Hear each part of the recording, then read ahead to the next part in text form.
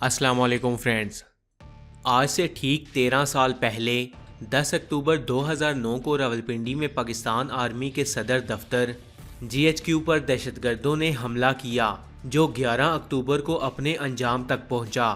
پاکستانی تاریخ کے اس المناک واقعے میں 16 فوجی افسران اور اہلکار شہید ہوئے۔ اس حملے کے مرکزی کردار عقیل عرف ڈاکٹر عثمان کو آرمی پبلک اسکول پشاور حملے کے بعد دسمبر 2014 میں پھانسی پر لٹکا دیا گیا۔ فرینڈز، حیران کن بات یہ ہے کہ ڈاکٹر عثمان ہائی سیکیورٹی جیل فیصل آباد میں سزائے موت پانے والے قیدیوں کی کال کوٹڑی میں ہوتے ہوئے بھی بیرونی دنیا سے رابطے میں تھا اور خطوط کے ذریعے پیغامات کا تبادلہ کرتا تھا۔ ایک خفیہ خط میں اس نے GHQ حملے کی روداد اپنے ساتھیوں کو بھیجی۔ یہ تحریر القاعدہ اور تحریک طالبان پاکستان کے اہم رہنماؤں تک پہنچائی گئی۔ صرف یہی نہیں بلکہ اسی ڈاکٹر عثمان کا ایک تفصیلی مضمون ایک جہادی رسالے افغان جہاد میں مارکہ مکر GHQ کی سنسنی خیز ایمان افروز سچی کہانی کے عنوان سے شائع ہوا، جس میں اس نے تمام واقعے کی لمحہ بلمحہ مکمل تفصیل فراہم کی۔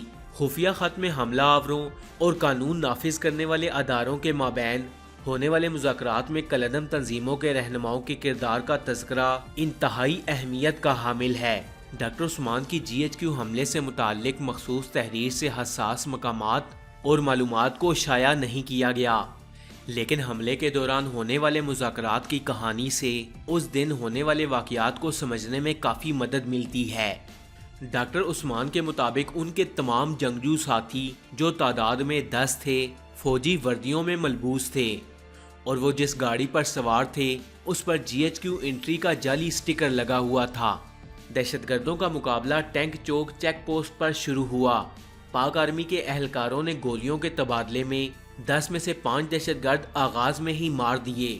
اس مزاحمت کے بعد یہ دہشت گرد GHQ کے ایک حصے میں داخل ہوئے، جہاں ان سے مقابلہ کرتے ہوئے ملٹری انٹیلیجنس کے ڈائریکٹر بریگیڈیئر انوار الحق رمدے، لیفٹیننٹ کرنل وسیم عامر اور ان کے دیگر ساتھی شہید ہوئے، مگر اس کے بعد حملہ آوروں نے وہاں موجود افراد کو یرغمال بنا لیا اور فائرنگ کا سلسلہ رک گیا۔ اس صورتحال کے بعد ایک یرغمالی کے فون کے ذریعے مذاکرات شروع ہوئے۔ جب سیکیورٹی نمائندوں نے مرکزی مجرم عقیل عرف ڈاکٹر عثمان کو ان کے نام سے پکارا تو وہ حیران رہ گیا کہ ہمارے نام اتنے جلدی ان تک کیسے پہنچ گئے۔ فون پر رابطے کے بعد ڈاکٹر عثمان نے طالبان قیدیوں کی رہائی، وزیرستان آپریشن کے خاتمے اور ڈاکٹر عافیہ صدیقی کی رہائی جیسے مطالبات سامنے رکھے۔ ڈاکٹر عثمان کے مطابق مذاکرات کے دوران ان کی بات محمد احمد لدھیانوی سے کروائی گئی۔ محمد احمد لدھیانوی نے کہا کہ میں سپہ صحابہ کا امیر محمد احمد لدھیانوی ہوں، بند کرو یہ ڈرامہ اور ہتھیار پھینک دو۔ اس موقع پر دونوں میں تلخ کلامی بھی ہوئی اور ڈاکٹر عثمان نے حق نواز جھنگوی اور اعظم طارق کی بے باک موقف کی مثالیں دیں، جبکہ محمد احمد لدھیانوی نے پاکستان فوج کے موقف کے حق میں کافی دلائل دیے، جنہیں ڈاکٹر عثمان نے ماننے سے صاف انکار کر دیا اور لدھیانوی کو فوج اور ایجنسیوں کا ہمدرد قرار دیا۔ دونوں میں آدھے گھنٹے تک گفتگو جاری رہی مگر کسی بھی نتیجے پر نہ پہنچ سکی۔ اس ناکامی کے بعد ڈاکٹر عثمان سے کلعدم لشکر جھنگوی کے سربراہ ملک اسحاق کی فون پر بات کروائی گئی۔ لاہور میں قید ملک اسحاق کو خصوصی طیارے کے ذریعے اسی مقصد کے لیے فوری طور پر راولپنڈی لایا گیا، کیونکہ پنجابی طالبان کی اکثریت ملک اسحاق کو قدر کی نگاہ سے دیکھتی تھی۔ ملک اسحاق نے بات کا آغاز کرتے ہوئے کہا کہ آپ لوگ لشکر جھنگوی کے نہیں لگتے، آپ کس گروپ کے ہیں؟ ڈاکٹر عثمان نے جواب دیا، ہاں ہم لشکر سے نہیں ہیں، ہمارا تعلق تحریک طالبان امجد فاروقی گروپ سے ہے۔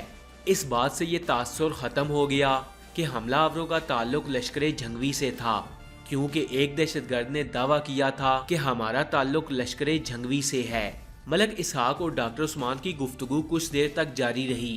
جب کوئی نتیجہ نہیں نکلا تو ملک اسحاق نے سارا معاملہ ڈاکٹر عثمان پر چھوڑ دیا۔ یہاں یہ بات بھی قابل ذکر ہے کہ ڈاکٹر عثمان نے اپنی تحریر میں ملک اسحاق کو احتراماً ملک صاحب کہہ کر لکھا۔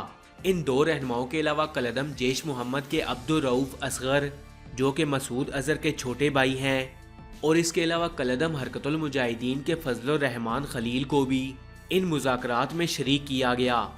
بات چیت کے نتیجے میں یرغمالیوں کے لیے کھانا بھجوانے پر اتفاق ہوا اور کھانے کو منتقل کرنے میں مشکلات کا سامنا نہیں ہوا۔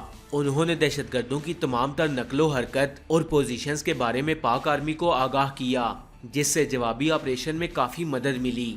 بظاہر مذاکرات کا مقصد کامیاب آپریشن تک جنگجوؤں کو مصروف رکھنا اور وقت حاصل کرنا تھا تاکہ یرغمالیوں کو کوئی نقصان نہ پہنچے۔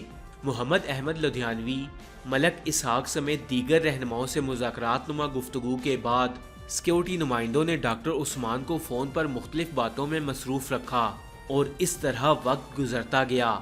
رات کے آخری پہر ایک دم بجلی چلی گئی اور پاک آرمی کے SSG کمانڈوز نے آپریشن شروع کر دیا۔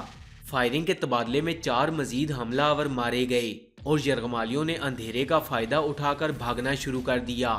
کارروائی کا اختتام ایک زوردار دھماکے پر ہوا۔ اس دھماکے کے بارے میں ایک رائے یہ ہے کہ عمارت کو بارود لگا کر تباہ کیا گیا تاکہ کوئی دہشت گرد بھی زندہ نہ بچے۔ دوسری رائے یہ بھی ہے کہ ڈاکٹر عثمان وہاں سے بھاگ نکلا تھا، لیکن اس نے اپنی خودکش جیکٹ دوسرے کمرے میں رکھ کر اڑا دی تاکہ یہ تاثر کیا جائے کہ وہ بھی مر گیا ہے۔ ادھر ریسکیو آپریشن میں لاشوں اور زخمیوں کو جمع کیا جا رہا تھا۔ ادھر ڈاکٹر عثمان اپنی جعلی فوجی وردی کا فائدہ اٹھاتے ہوئے وہاں سے فرار ہو گیا، لیکن چیک پوسٹ پر پکڑا گیا۔ عقیل عرف ڈاکٹر عثمان کے خط میں سچ اور جھوٹ یا اس بحث کو ہرگز نظر انداز نہیں کیا جا سکتا، لیکن اس دن ہونے والے مذاکرات میں شریک اکثر افراد نے اس موضوع پر خاموشی کو ہی بہتر سمجھا اور باضابطہ طور پر کسی نے بھی انہیں تسلیم کرنے سے انکار ہی کیا۔ اسی باعث ایسے حساس معاملات کی تفصیل اکثر تاریخ کی کتابوں میں گم ہو جاتی ہے۔ فرینڈز، آپ کو یہ ویڈیو کیسی لگی؟ کمنٹس باکس میں اپنی قیمتی رائے کا اظہار ضرور کیجیے گا۔ ایسی اور انفارمیٹیو ویڈیوز دیکھنے کے لیے سٹوری فیکٹس چینل کو سبسکرائب کر لیں اور ساتھ میں لگے بیل آئیکن کو بھی پریس کریں تاکہ مزید آنے والی ایسی انفارمیٹیو ویڈیوز کا نوٹیفیکیشن آپ کو مل سکے۔ میں ملوں گا آپ سے اگلی ویڈیو میں، تب تک کے لیے اللہ حافظ۔